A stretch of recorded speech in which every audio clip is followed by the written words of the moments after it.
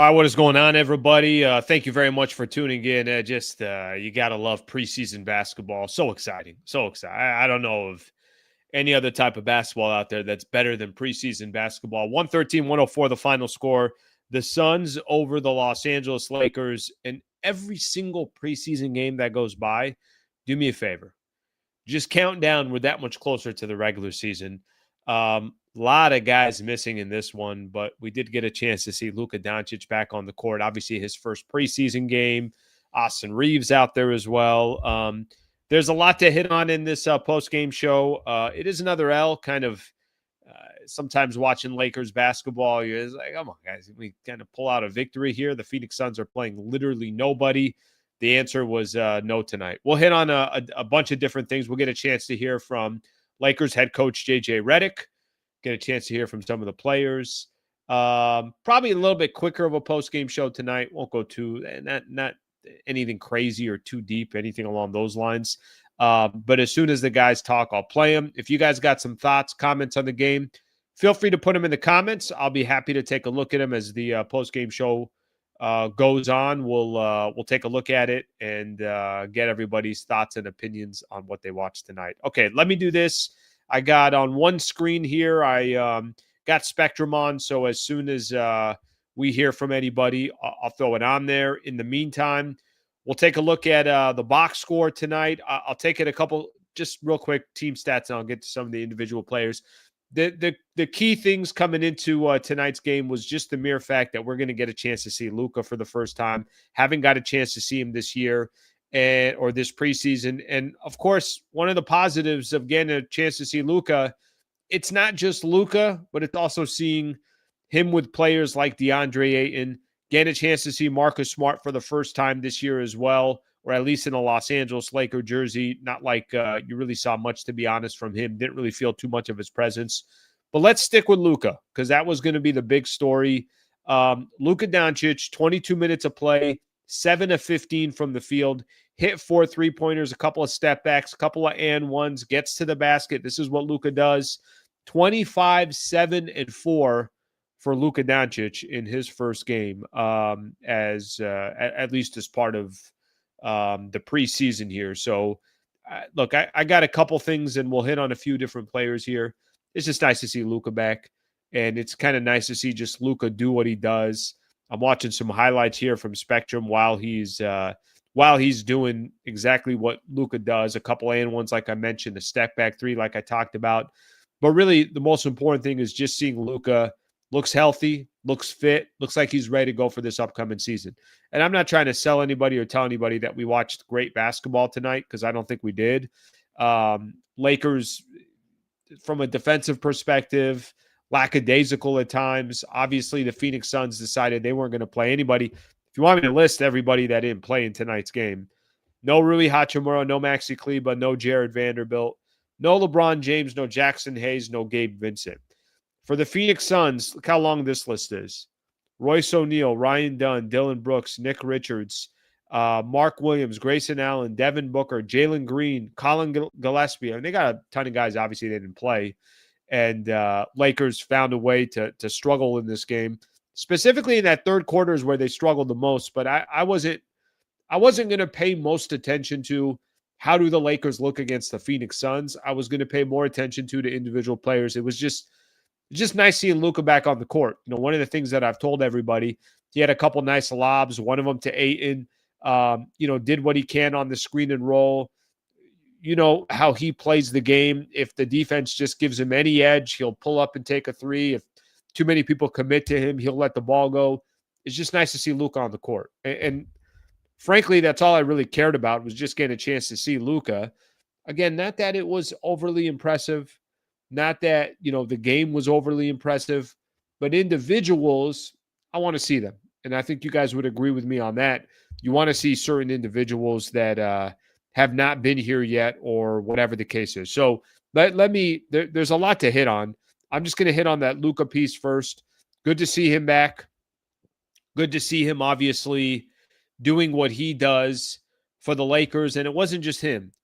Austin Reeves, in the 3 preseason games that he's played, he looks excellent. Excellent. 8 of 16 from the field today. Ended up playing 31 minutes, which is a little bit of a surprise. Luka played 22 minutes. I think it was around 20 minutes. I know that. But Austin Reeves played 31 minutes, 8 of 16 from the field, gets to the free throw line whenever he wants. Both him and Luka kind of own the free throw line. 14 makes for the two of them at a 17 attempts, so they were certainly getting to the free throw line. 25 points for each one of these guys. The difference is Luka can also get you the 7 rebounds and the 4 assists. For Austin Reeves, it was 4 rebounds and 2 assists. So really nice to see those two players specifically play really, really well in a game that means nothing. And nor will this game dictate what the regular season is going to look like. So I by no means am trying to, obviously pretend like that's a really big deal. But the Luka piece of it, the step back threes like I was talking about, looked like he was enjoying himself out there. It looks like Luka's just going to be an absolute killer this upcoming season, to be honest with you. Luka and Austin Reeves gives you a little idea of their performance. Before I get to Ayton, Jake LaRavia, who hopped into the starting lineup as well. By the way, for the most part, all these guys, I think Luka had the highest plus minus with a plus 11. Again, not that it matters, but just to give you an idea of when Luka was in, they were clearly playing a lot better than when Luka left. But the other player that I had a lot of curiosity about coming into this game was going to be Marcus Smart. So Marcus Smart, his first chance with the Lakers, I think it's fair to say, he's a question mark this year, and we're not 100% sure what we're going to get. I saw before the game started, there were some stats up there, all defense, some of the accolades that Marcus Smart has had in his career. And when I look at that, it's like, can this guy become any version of his previous self? Well, don't look at tonight's preseason game to help you with that, because in 20 minutes of play, didn't take a shot, which, I got to be honest with you. I don't think he cares about any of that stuff. I think he knows, just let me get some run. Let me get a little bit of a breather in. Let me work on my conditioning. Let me work on my timing. He hasn't even been there all training camp because of, an injury that he was dealing with. So I don't want people to overreact on Marcus Smart, but I also understand no matter what Marcus Smart does, there's either going to be an overreaction positively or an overreaction negatively. So as I go down the list of talking about some of these players, I know Marcus Smart, I mentioned in my show this morning, I was very curious about Marcus Smart. What's he going to look like? More importantly, what's he going to look like during the regular season? How can he help this Lakers team? And can they get any version of Marcus Smart that we've seen in the past? Tonight, from a statistical standpoint, there's no stats to talk about because he didn't put up any stats, other than he played 20 minutes and probably got a little bit of run and was probably happy with that. Ayton tonight, 10 points, 13 rebounds, had a couple of steals, and had 3 block shots. Every game Ayton's played so far, I feel like Ayton in a little bit more of a rhythm. Now, it's safe to say that 67 players didn't play in this game. So I like to keep re-emphasizing that, because it's tough for me to take a lot from this game individually. Frankly, it's tough for me to take a lot individually in any of these preseason games, other than seeing guys' rhythm, their conditioning, their body, how do their shots look, how does some of that stuff look. Let's take a quick listen to JJ Redick, who's talking right now, and he'll give us his thoughts on the game. Take a listen. It's the kind of the pluses and the minuses. It's very simple, actually. We're trying to form consistent habits, and so if you're trying to do that, that means everybody. It doesn't mean 3 guys. You need everybody doing that. And thought there were some really good things we did tonight on both ends of the floor. There were some possessions in the first half where we were able to execute multiple square to reds, multiple pick and rolls, finish with a block out. Thought our throw aheads in the first half were fantastic. But if you want to be a good team, you got to do it every single time. You got to do the right thing every single time, and that's where I don't think any of the groups tonight were as consistent as they need to be. And to me, we took a step forward with some of the defensive stuff from the other night against Golden State, and we took a step backwards tonight, and that's, I think, a little bit frustrating. Specifically for Luka and Marcus Smart, since it was their preseason debut, what did you make of both of their games? I thought Marcus was very physical and tenacious. Would have liked to have gotten him a shot, at least one, in 20 minutes. That's where I think just, fooling around with the game a little bit. Didn't like some of the no pass possessions and some of the shot selection. And then Luka, he did some good things. I said at halftime to you, they had 2 opportunities to score right at the rim in the first half and try to make the pass to DA for the lob. And I think just first time, trying to work that partnership. But I like what I saw from him, and I like what I saw from Marcus. JJ, that sort of pick and roll partnership, you can fast track it. I in some ways, I'm sure try to, like you said, like do daily vitamin sessions and things like that. But like, does it really take like just repetition on nights like this to get as in sync as it needs to be? Yes, and 2 goes back to the small interactions. I thought for most of the game we were really good with that, player to player, and there has to be, like, it's my job to help problem solve, and that's what a coach does, right? We problem solve, but some of that problem solving in real time has to happen on the court, and that's where I think there's some really positive trends for our team. Being really. I'm gonna stop right there. Let's kind of keep rolling with the show. We'll give our opinion. I think most of the chatter is going to be maybe predictable is the right word in regards to what JJ is going to say. Now, I will say this. He did say they took a step back from the last preseason game they had, so I respect his honesty there, because I did think today was ugly. I thought tonight was ugly. First off, let's just say this. I thought after the first season, JJ would stop with the chewing the gum or whatever he's got in his mouth. I think we just realized here this is going to be part of his second season in the league as well. So I see a lot of people here. Why is he chewing his gum like that and everything else? I don't know what it is that he has in his mouth, but I think that's going to be something that's there as well. All right, let me kind of keep going on a few other things here, and we'll keep hitting on some stuff. I'm seeing some overreaction right out the gate on Marcus Smart. There were going to be a couple topics coming into this game. For me, I'll tell you, somebody who's sitting in my shoes, a lot of the time we're looking for, okay, what's the topic coming into the game? What's the storyline coming into the game? It was Luka. And then I was talking about it this morning. I'm like, hey, don't forget here, Marcus Smart's also making his debut. Marcus Smart, there's a lot kind of riding on Marcus Smart this year for the Lakers. They need him. I don't know what version of Marcus Smart we're going to get. And maybe just the days of the Boston Celtics is long gone, and that will never happen again. But I do want to point out that I think those are the 2 storylines coming out of this game is, well, how did they perform? What did they look like? Do they look comfortable? Okay, I'm not too worried about Luka. Luka's going to put up 25, 7, and 4 in 22 minutes. He'll do that in his sleep. He'll get and ones. He'll find lobs to DeAndre Ayton. He'll get step-back threes. He'll dissect any type of defense that's out there. That's Luka Doncic. The piece about Marcus Smart, we'll take a look at some of the comments here. Let me show you guys some of these comments here. I start a few of them here. All right, let's see here. I'm thinking Marcus Smart is washed. Brian, you're not the only one that's saying that in the chat. So I'm just, I'm obviously just going through a few people here, and I'm going to get some of their opinion in here. It's no overreaction. Marcus Smart has been a wash for a few years now. I gotta be honest with you. Until Marcus Smart is able to show that, no, I'm still got the ability. I just was injured for the last couple of years.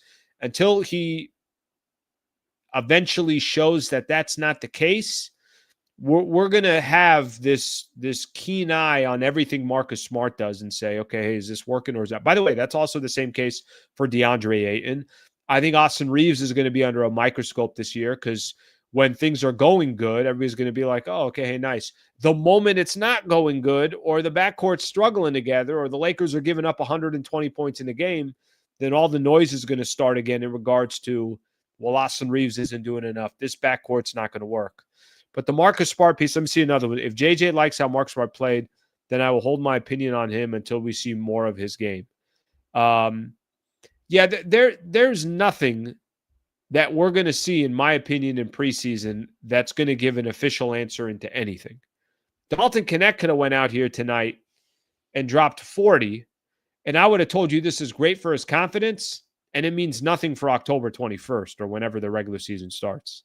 So I don't want to overreact too much on Marcus Smart, but I also want to acknowledge the fact that a lot of people are going to be watching and dissecting every single thing Marcus Smart does. And I wouldn't be surprised at all if Marcus Smart came into tonight's game and said, listen, I'm going to do two things today. I'm going to try to play some defense, and I'm going to just get some run. I'm just going to get some conditioning. You know, sometimes you go to the gym or you go for a jog. Like, I don't care how much weight I'm lifting. I don't care how long it takes me to run 2 miles. I'm just going to go get it done and say that I accomplished that. And that could have been part of the game plan for Marcus Smart today. Let's take a look at a few more comments, and then we'll keep going here on some of this. Got some people in here saying that the Lakers will miss DFS, Dorian Finney-Smith. I saw that a lot in my morning show as well today. I don't doubt that. You know, I think it's going to come down to, is Jake LaRavia giving the Lakers a reason to maybe forget a little bit about Dorian Finney-Smith, or is that not going to be the case? Let's kind of walk through this together. I want to actually look at some of these Phoenix Suns players too that were absolutely balling against the Lakers. Here's the box score. So I mentioned what Luka did. I mentioned what Austin Reeves did. Ayton, we talked about 2, 10, and 13. Here's Jake LaRavia. If you guys see him on the top there, 8 points, 8 rebounds, 3 assists. Struggled a little bit from the field, played 34 minutes. One thing I will tell you, probably doesn't look for his shot enough. I don't know if he's all that concerned about finding his shot, but certainly for him specifically, I feel like there's going to be times as the season progresses where he's going to feel a little bit more confident and aggressive, and let me go get mine, and let me not turn down looks or whatever the case is. But 8 rebounds for Jake LaRavia, I'm a fan of that. We'll look at a couple of the other players here real quick as well, just as we go down the list. I'm trying to see here, what did Dalton end up with? 19 minutes. Remember, he played in that last game on Sunday. Dalton Knecht played 30-something minutes, kind of try to get his confidence up. Only took 4 shots. So, you know, what I'd like to see for Dalton is not high volume, and then, you know, you end up with 14 points, but you took 13 shots. That's not, you know, obviously that's not a good percentage, something that you should be happy about or proud about. This is another reason why I ask anybody listening to this show to not overreact with anything going on in preseason basketball, but the Lakers are 1-3 in preseason basketball. They had a third quarter where they gave up 33 points and only scored 17. Certainly struggled in the third quarter, and that was really the difference of the game. That's why they ended up losing this game. But you're also missing a ton of your players, as are the Phoenix Suns. Somebody want to tell me a little bit more about Jared Butler of the Phoenix Suns? 35, 9, and 7. I mean, what a game for him. Obviously, we all know Jordan Goodwin. I thought Jordan Goodwin was a really good player. I was actually disappointed in the playoffs. Goodwin didn't get more opportunities against the Minnesota Timberwolves for the Lakers. He ended up with 24 and 6, hit a 3 and got fouled by Bronny James, was very active in the game. But Jared Butler, my gosh. By the way, Maluk, I always mispronounce his name. Mauk, if I pronounce that right. I know I'm butchering it. He had a really nice game as well. I heard, Michael Thompson was really liking his style and his game. He ended up with 17 points, also had 8 rebounds, a lot of lobs. He played phenomenal. Give him a lot of credit for what he was able to do. let's get Austin Reeves here real quick on the broadcast as well, and he's reacting to his performance. That they get frustrated with, so we have to be better in that aspect. It looks like that maybe Friday will be a chance to get at least most of the guys, out there again for one last kind of dress rehearsal, I suppose, for the regular season, which starts in a week. Where do you think you guys need to connect the most? What do you think are some points of emphasis for you to get as you finish the preseason? Yeah, I think it's just still creating that chemistry. Fairly new team. We brought in some, really important pieces, and we just had to, log minutes together and, learn, how to play alongside one another. There was a couple times in the pick and roll today where, I made I don't know if I'd say the wrong read, but not the right read for the right person. There was one that I tried to throw to DA, like kind of a chest pass off the pick and roll. I should have thrown the lob, and just little things like that come with, playing alongside one another more often. So, just tightening those things up and building that chemistry. JJ mentioned in the preseason, like the kind of your burst. You mentioned it a couple times. It looks, the eye test would say the same, like I guess from our standpoint. Well, you look just faster, stronger, something like that from last year. Was there anything growth-wise, strength-wise that you focused on in the offseason? Is it a mix of that and knowledge and knowing when to hit the spots? What do you feel like is behind that? I don't know. I guess I got faster. Maybe a little stronger too. I don't know. Dalton told me that my bumps this year feel a little different, so that made me happy. But I kind of feel the same. I don't know. It's maybe different. I don't know. It don't feel much different to me. You guys aren't new to playing with Luka. You did it some last year, but to see like kind of this version of him without the burden of the trade, new physique and different stuff like that in competition, what was that like? It's awesome. I think it's just the overall happiness that he has, joking around every day, building real relationships with everybody, and just obviously I don't have to talk about the basketball stuff. His stuff speaks for itself. He's once in generational talent, sees the game I think a little bit different than a lot of people, can create so much chaos, so it's fun. He's a good player. This is our first glimpse of him this preseason. Obviously, you've seen him in training camp, but has he been this level? I mean, obviously, he made some high-level plays tonight. Not that he hasn't done that his entire career, but he was sharp basically from the moment he stepped on the court tonight. Yeah, I mean, I think as you see the Eurobasket stuff, he's a good player. I mean, when you're that talented, you can make any pass, any read, any shot.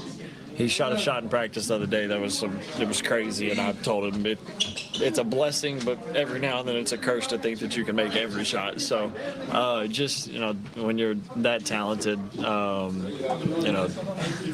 it doesn't take much to kind of get back in the flow of the game. He can kind of do that seamlessly. All right, we'll stop right there. Continue to kind of break things down here, get people's opinion. I want to do that. Let me propose a question to everybody real quick. So I'll get people's thoughts.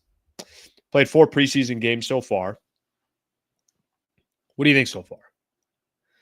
I mean, is there a real, genuine way to gauge what this team is? I have a difficult time gauging that, but I'll also tell you, in the 4 games that we've seen so far, nothing really overly impressive, right? Nothing really standing out where you're saying, oh my gosh, watch out for this team. But it's preseason, guys in and out of the lineup. I mean, you heard JJ Redick say probably took a step back. But I would like to read some of those comments. So why don't you guys throw some comments in here? What do you guys think so far? What's kind of stood out so far in preseason? We're a week away. So in 1 week from today, I'll probably be sitting here doing a post-game show, and the Lakers will have played their first game against the Golden State Warriors at Crypto.com Arena, or they'll just be finishing up, whatever the case is. And we'll have a much better idea of what this team looks like in real basketball against real opponents, where teams actually have all their players. So we'll obviously get a chance to see that. We'll get a chance to do that. So I'm going to start reading some of these comments.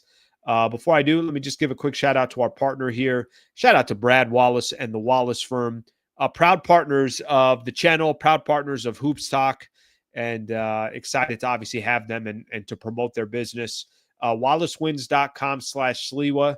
That's the URL that we created. If anybody, a family member, a friend, whatever the case is, they need an injury attorney, a serious injury, a wrongful death, something associated in that field. Trust me when I tell you, we got the best in the business that's representing this channel. It's Brad Wallace and the Wallace Firm. If you do go to that website, WallaceWins.com/Sliwa, you can get a free consultation, so you don't pay a dime. And Brad Wallace and his team will reach back out to you, and they'll try to help you. And the best thing that I can tell you is they'll try to point you in the right direction. Whether they can help you or somebody else can help you, they will guide you where you need to go. I've had the listeners already reach out to them, and they've done exactly that. So I'm very appreciative of the partnership and appreciative of you guys supporting our sponsors as well. Okay, I'm going to start reading some of these comments here as we continue here on the post-game show. Lakers, like I mentioned, 1-4. 1-3 so far in preseason basketball, and not that much has really kind of stood out, other than some of the things that I've mentioned to you guys in the past in regards to individual players. Let me get a couple of these comments here, a few of them that I starred. Sleet, got to hold on Marcus. Give him a bit of time. Let's hold up. Oh, Durant, listen, I think it'd be wild for anybody walking away from a preseason game and saying, well, Marcus Smart's not going to be an asset. That'd be wild. That'd be wild. Preseason basketball. But I'll go back to what I said. I get those that are going to watch every single minute of Marcus Smart, and they're either going to jump on, hey, look, it's the Marcus Smart from the Boston Celtics, or they're going to jump on, yeah, this dude's washed. If it's happening tonight, then we're not gauging this correctly. But if it's happening December 1st, I'm interested in the conversation. I want to see it first. And I'm talking about either way, whether that's this guy looks like he did 3 years ago, or whether it's this guy looks like he's looked the last 2 years where he's not available and played 51 games in the last 2 seasons. Will there be overreaction? No question about it.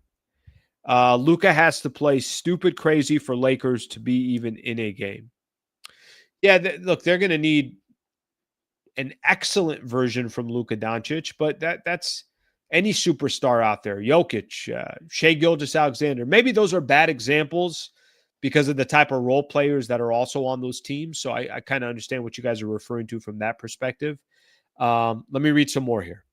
I am not worried about Marcus Smart. Luka doing what he did in 22 minutes was phenomenal. I also like the relationship that they are developing with DeAndre Ayton. Okay, hey, there's one positive one there. My vibe is maybe I'm feeling that not as positive from Laker fans so far in preseason play, but let's keep taking a look here. The Lakers play with no urgency. This one I don't disagree with. The urgency piece, I don't disagree with. Let's wait here real quick. I want to come back to some of these comments. There's a lot of good ones. Aiton's talking. I've enjoyed Aiton's pressers so far. Let's take a quick listen. Shooters open in the corners. How much more attention Luka draws, just being on the floor with us, and the different schemes teams throw at us when he's on the floor. I say him being communicative as well, telling us what he wants and what he sees out there, and just really, picking up the pace on the offensive end as well and giving people different good looks. A few times he was just throwing the ball up, kicking heads, whether or not he was getting turnovers, but it was just a good chance to really see how fast he starts the offense. I know for you came back here with Portland before, right? So it's not like your first time or anything, but how comfortable are you starting to feel, even though it's only been a couple games with, the Laker jersey and just kind of be the new team and all that? Yeah, I'm real comfortable. I haven't really played with all the guys fully yet, but, I love the way it's going. I love the progress, and I just love the commitment everybody's really pulling in from training camp to now.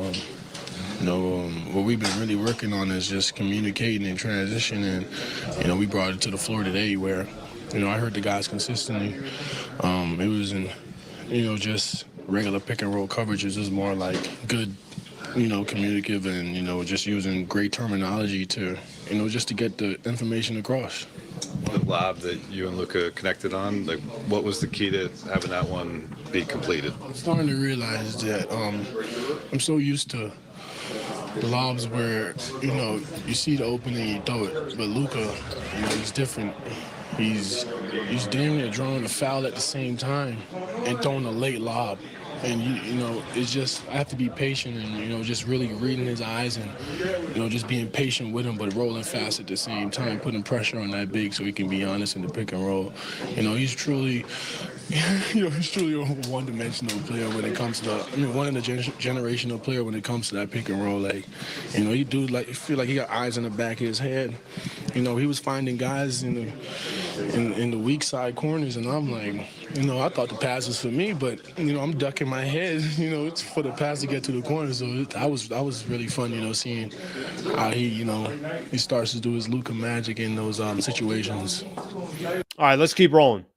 I've actually, if I'm being honest with everybody, I've enjoyed Ayton's. I've enjoyed Ayton's pressers. I have. I feel like he's honest. I feel like he's genuine. I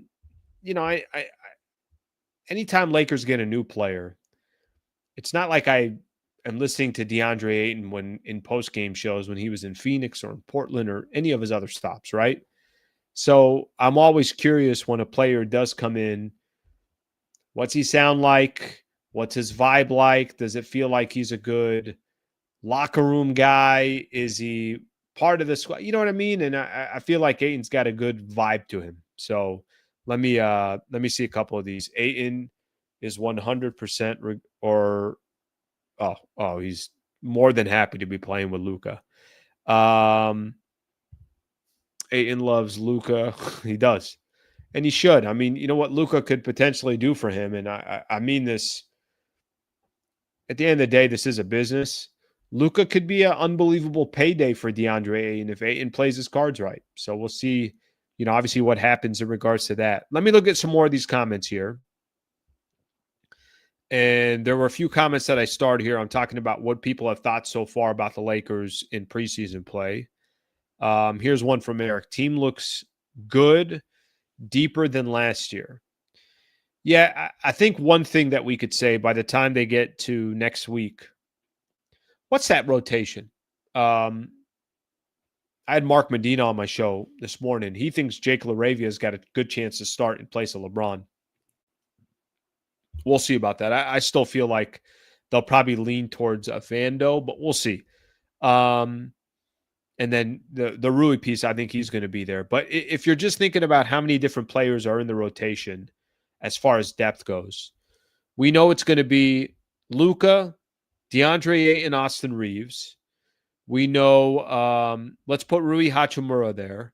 Let's put Vando. That's 5 right there. Marcus Smart, part of the rotation. Jake LaRavia, part of the rotation. Jackson Hayes, part of the rotation. Gabe Vincent, part of the rotation. That's 9 right there without LeBron until LeBron comes back. So is there some depth there? There's some depth. But I just don't know how much you can depend on some of those guys. I've seen some of those players over the years. Maxi Kleba's out right now, so I'm not, obviously holding my breath for him. Dalton Connect, we'll see how many opportunities he gets. So we'll see what happens there. Frank says, worse than I ever thought as far as how the Lakers have looked or what his expectations are for when the regular season starts. Brian Jackson, 7th, 8th seed in the Western Conference. 7th, 8th seed in the Western Conference. Yeah, that'd be a pretty bad year. I think if you're 7th or 8th, and there's a very, very strong chance you're also out in the first round. What do you have? You're probably playing Denver in the first round or OKC in the first round. I think they'll be better than a 7th or 8th seed. But again, a lot of that's kind of blind faith. It's just depending on what happened last year and hoping they could build off what they did last year. 3rd string Suns beat the Lakers tonight. You're not lying there. That part is very, very accurate. All right. Reeves, dribble with his head down, ignoring Aiton. Hell yeah. Aiton loves Luka. Yeah, I know. Sometimes Austin has those moments. But Austin has, look, if I'll say this about Austin Reeves, and the question is going to be more about fit. The dude can play ball. He can. He create for himself. He get to the basket. He can hit jumpers. He can get to the free throw line. The man could. He definitely can make it happen for himself. Okay, let me jump around here real quick because I just want to promote a little bit tomorrow. Lakers got or the rest of the preseason for Lakers. Lakers got 2 more preseason games left. So let me give just everybody a quick idea what they got going on. We know this. We know that the Lakers' plan was to play Luka in 2 of the final 3 preseason games and to play Marcus Smart in 2 of the final 3 preseason games. I have a feeling tomorrow, not many of these guys are going to play. Now, they are flying to Vegas tonight, so they're flying to Vegas. I'm assuming here, kind of a weird trip, right? Just a back-to-back, one night in Phoenix, one night in Vegas. They used to back in the day, and I was a part of a lot of these. Lakers would have 2 preseason games in Las Vegas, and it was like, you were spread out there for 3 days. There were a lot of client events, sponsorship events that they would do. And it was like, all right, you get a couple of nights in Vegas while you're there for a couple of preseason games. This one's odd. They're doing a quick one and then they're back. So they got the Mavs coming up tomorrow. I got a feeling it's a 7:30 tip-off. I got a feeling there's not going to be too many players that are playing in that game. Many of the main players. And then the last preseason game the Lakers have is against the Sacramento Kings coming up on Friday. And that game, I got a feeling everyone's going to play. That they'll just kind of use their final tune-up before the regular season starts, and they'll play everybody. Now, how many minutes they'll play, I'm not sure, but I wouldn't expect Marcus Smart or Luka Doncic or some of these players on the second of a back-to-back. And then I would expect coming up on Friday, or maybe that's why the Lakers did this tomorrow. They'll play Vando again, and Rui and Gabe Vincent and some of these other guys that didn't play in tonight's game. And then tomorrow they'll have that, and then Friday they'll close it up against the Sacramento Kings, and maybe in the game against Sacramento they start playing everybody again. So that gives you an idea what the next 2 games look like for the Lakers. They'll have the game coming up tomorrow, and then the game coming up on Friday, and probably expect some of those other players to play. Luka, The Rock Doncic out here looking jacked. Body looks a lot better than it did last year. No question about it. No question about it, it does. And to be honest with you, I've said this a lot before. I don't want to give too much credit to an NBA player for being in shape and being in the proper conditioning. I don't. And it's just that's going to be his job. And hopefully we're not having any more conversations about Luka being out of shape or not ready. And listen, I know we could stack up a lot of excuses last year. I get it. And I do understand how effective he is and how great he's been in his career. But I really do think if he wants to take his game to the next level and potentially be the best player in the world and try to lead the Lakers to an NBA championship, we can't be talking about his conditioning. So does he look great now? He does. Hopefully that's never going to be a question moving forward. Lakers are horrible defensively. Other teams can run them out the gym easily.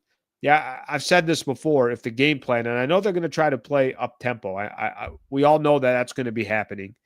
But I will say, if the game plan is try to outscore teams 120 to 117, I don't feel good about that. You're going to have to be able to get stops. And by the way, that's part of the reason why they went out and got Ayton and got Marcus Smart. We'll see how good they could be for the Lakers this upcoming year. But that's the one thing that I will say. If you can't get stops, you can't really compete in the NBA. You just can't. It's like a team in baseball that can't pitch. It's like a team in the NFL that's trying to outscore you and drop 40. Get into the playoffs. They're low-scoring games in baseball. They're much lower-scoring games in the NFL and in football, and teams run the ball down your throat. You got to be able to play defense. So that part, I don't disagree with at all. If people expect an average team to win a championship, the problem is expectation, not the team. That's a good thing. You should quote that or something. I don't think many people are expecting the Lakers to win a championship this year. I don't, at least with this current roster. But I think they are expecting them to be competitive. And I think that the idea and the concept is, what's it look like 20, 25 games in? I'll tell you guys, I was at that presser with Rob Pelinka, JJ Redick before Media Day. So Media Day was on a Monday, and then JJ and Rob Pelinka did they had a conversation with the media on a Thursday, so a couple days before Media Day. And Rob said something to the effect of, there were some reports out there, if you guys remember, hey, now with Luka, the shape that he's in, you know what, there's going to be pressure now that Luka doesn't want to wait. He wants everybody to go all in. And basically what Rob Pelinka said was, like in any season, we're going to wait 20 to 25 games to see what it looks like. Based on those 20 to 25 games, your president of basketball operations will make the decisions that he needs to make. If the Lakers are really struggling through 25 games, maybe he won't look at the trade deadline and be ultra aggressive. If the Lakers are, hey, here are some tweaks that we got to make, and if we make these tweaks, we can hang with Denver and Houston and Oklahoma City Thunder and some of these other teams, then I think they'll make those tweaks. So I don't think people expect this roster right now as is, as a championship team. But I do think people believe they can be in the mix in the Western Conference and they could be a headache. So we'll have to wait till the season starts to see what that looks like. So when will Luka be expected to win a championship? I think you got to twist that question a little bit. I think part of the question is going to be, well, when are you also going to put a team around him where you feel like, yeah, they got a legitimate shot at winning a championship? Like, I don't know how much is going to be on Luka. If the Lakers don't win a championship this year, are people going to be saying it's Luka's fault? I don't think so.